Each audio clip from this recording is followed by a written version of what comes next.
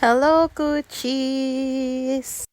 Ay, oy, pasensya na ha. Ngayon na lang ulit ako nakapag-upload. Ay paanhin, for the tamad ang person. Ayun nga, ako na may maraming pang-upload. Kaya lang ang mga kakuchis ay talaga namang nakakatamad mag-edit. Ay di, ari nga, aring cake na ari ay noong pang February 4, kung hindi ako nagkakamali. Basta ari almost trash order. So, ito po ay christening cake na may kasamang 12 cupcakes. First time kong gagawa ng christening cake. Kasi iilang cake pa lang naman yung nagagawa ko. So, sinend sa akin ni client yung inspo. Hindi ko na naman makita sa cellphone ko kung nasaan. Pero yun po ay fondant yung inspo niya. Pero sabi niya, soft icing na lang daw ang gawin ko. And then, fondant details. Kaya ayan, for the cut ako ng mga between. At for the color ako ng mga between. Ay mga kakuchis, pasensya na sa kamay ko ha, ang taba. Tapos ba't bigay kulay, parang kulay ni Piccolo. Basta wag niya na lang ang pansinin.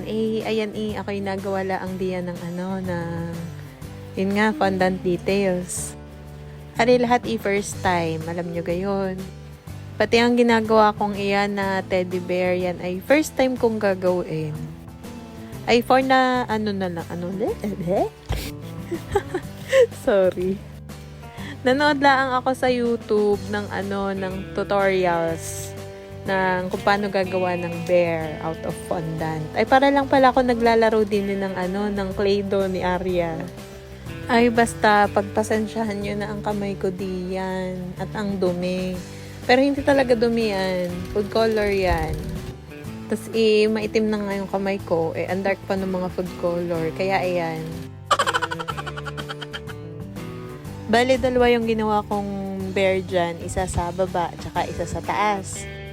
Tapos ako'y nayayamot dyan. Panay ang liad nung isang bear diyan. Daig panlasing. O baka inaantok na at yan igabing-gabi na. Di pala, umaga na yan.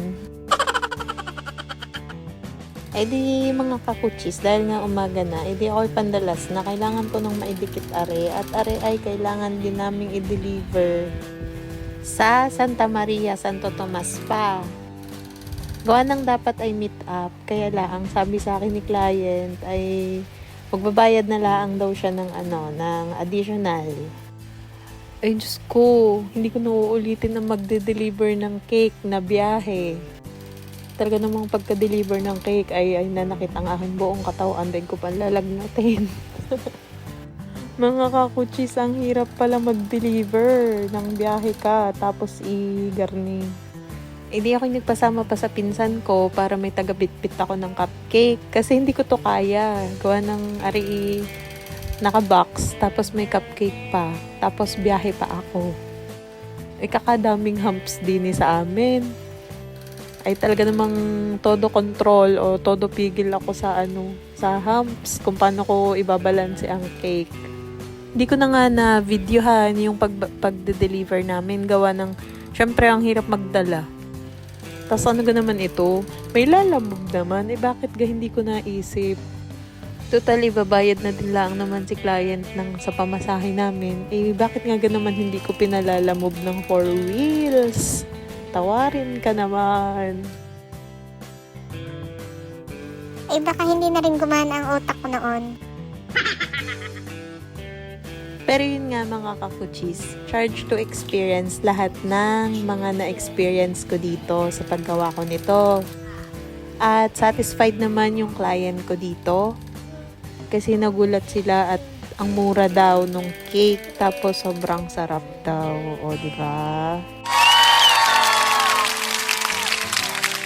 So yun lang mga kakuchis. Wait. Shoutout nga pala sa pinsan ko na si Sheila. Kasi siya yung nag-recommend sa akin dun sa kapitbahay nila sa Santa Maria na sa akin daw magpagawa ng cake. Thank you so much, Sheila. And yun lang. Hanggang dito na lang po. Bye!